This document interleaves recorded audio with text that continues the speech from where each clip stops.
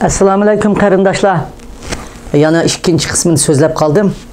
Sabab mushu namoyishda to'g'riliqni aytijiq munozirlar bo'layotdi dunyoning hamma yerida. Undaq qilish kerak, bundaq qilmaslik kerak, undaq chiqish kerak, bundaq chiqmaslik kerak deb. Endi men bir kichkina bir rijoyim bor onalarga, qizlarga, xonim qizlarga. Hem namoyishga chiqqan vaqtimizda biz alhamdulillah musulmon. Nayte chiroyli özümüzden musulmonligimizdan saqlab qolgan holda chiqsak buni men qo'sh qo'llab qo'llayman. Lekin haddidan ziyoda haliqi o'xshamagan bir madaniyatni yuz ko'zimizga chaplab, bedellarimizga chaplab chiqsak, bizga yordam qilaman deyotgan davlatlarning yordamidan bu qanday qaysi millat bu nima hamma yerni qop-qora bir narsa bilan yo'g'atgan qanday millat bu deymizsin uchun bizning urf odatimiz, axloqimizda qop-qora bir bo'lib qolgan ish yo'q.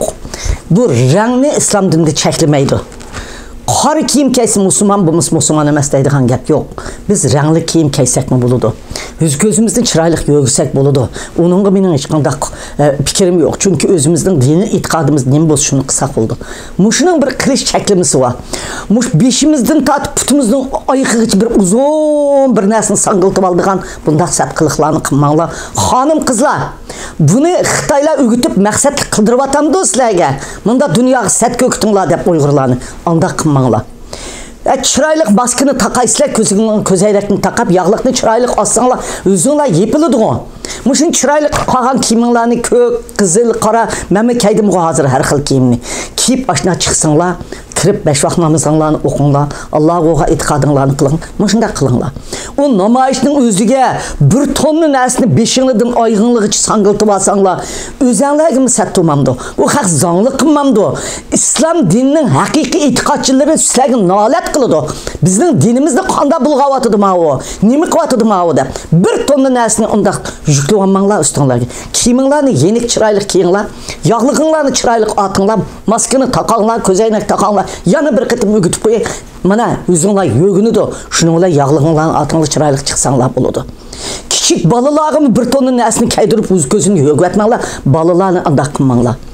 Mushuningga men bu narsani bir tavsiya berib qo'yman sizlarga.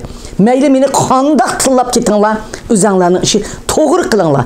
Diniy e'tiqodimizni dunyoga sat ko'katmanglar. Bu ikkinchi deydigan gapim. Bayroq ko'tas bo'ldi, bayroq ko'tamiz bo'ladi, bayroq undaq bo'lsin. Bu talash tartish qiladigan narsa emas. Kötürüp çıkıdığanlar ixtiyar qilib kötürüp çıksın. Kötəməyimiz deydiğanlar öz guvalıqdan ötüb ata-anasının taxtini kötürüp ata-anasının sörtünü kötürüp çıksın. Kötəməymiş ata-anamның guvalıqdan ötümən deyənlərə bunu tanımayımız. Bu bayraq deyən bizning vətənimizдің müstəqillikdən simvolu, bizning vətənimizдің simvolu, bizning dövlət qurğanlığımızның bir isbatı. Şunun üçün bunu talaş tartış qıldığan, münazir qıldığan nəsə emas. Bunu münazir qılmanglar. Xalq Allah kötürüp çıksın, xalım Allah kötürüp çıkmasın. Bu gap nima mening sizlarning buningdan keyin mush bayraq to'g'riliq munozirlarni qilmasliginglarni umid qilaman. Endi yana biz siyosatga aralashamiz, siyosatga aralashmaymiz. Shu sizlarning tuqqanlaringlarni tutup turmuga tashlagan shu o'zi siyosat.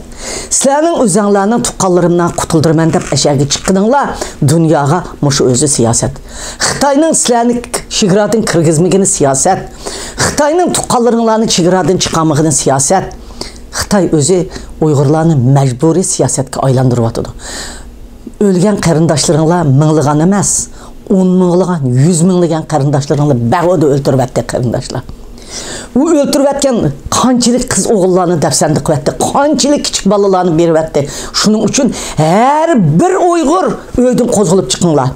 Her bir Uyg'ur tuqqaninglar bilan aloqalanmaganlarni chiqinglar, rasmini elib, lagerda yotganlarni chiqinglar, turmida yotganlarni birsimiz o'yda qolmayli. Shu vaqtida sizning avlodinglar qutulib qoladi qarindoshlar. Agar biz mushu qitimqi xalq harakatini nobud qilib yo'qitib olsak, ya'ni biz xalqimizni yo'qitimiz degan jumla bilan qarasak bo'ldi. Shuningga butun dunyoda xalq harakati olib borayotgan, namoyish qilayotgan barliq qarindoshlarimga samimiy salom, oliy ehtirom. Rahmat.